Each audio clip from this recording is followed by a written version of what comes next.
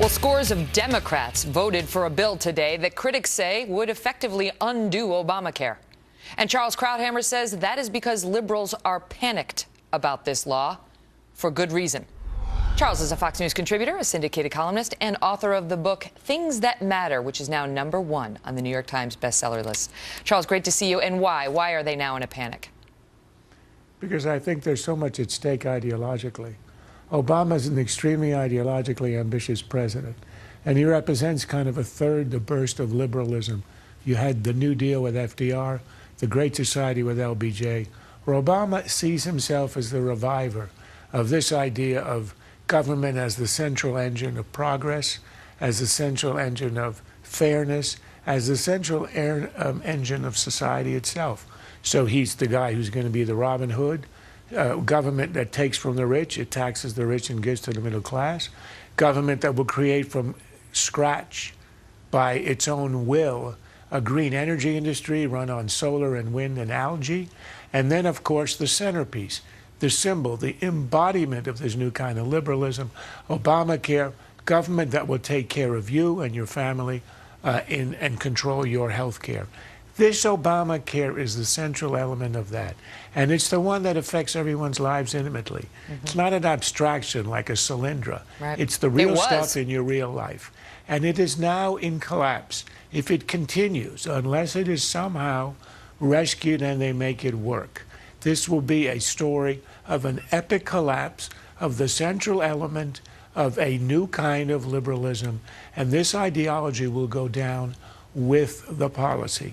That's why liberals are so afraid of this thing collapsing, and they are in horror at the train wreck that they are now witnessing. I know, we just talked in the A block about Nancy Pelosi coming out and basically just once again denying reality. The president has admitted what he said was not accurate. She won't even admit that. And so the deception goes on. And it's self-deception. I once practiced psychiatry, and this is classic denial. They simply can't face the fact this is actually happening. The worst part of it for them is this. They were able to pass this and pretend it would help everybody. It wouldn't cost the government a dime. Remember, that was the promise. This was the ultimate free lunch. You insure 50 million, 40 million uninsured. Everybody gets freebies, free mammograms, free birth control, free everything. And now it's become very obvious to all the American people that that was a fraud, and the deception was that you would be the one who would pay the freight through these hidden subsidies, through being thrown off your own insurance into exchanges where you would be compelled to purchase the kind of insurance you don't need, you don't want, but it's so expensive that it creates a surplus with which the government will subsidize others. So the payment was hidden, the deception is there. They know that Americans can now see that, and once you take away the veil, the emperor looks rather unclothed. And what does the president do now? He's got a 39% approval rating, the lowest ever. The American people, by a majority, do not trust him.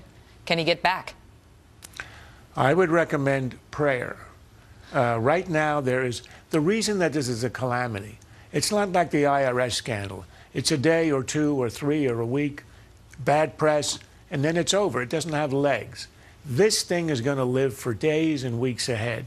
Think of all the deadlines, all the dates ahead of us. The end of November, beginning of when you're going to have to, we're promised the website's going to work. January the 1st, where all of this kicks in. The end of March, when people have to enroll. You've got all this happening. It is unstoppable, and you can't escape the story. It's a story every day.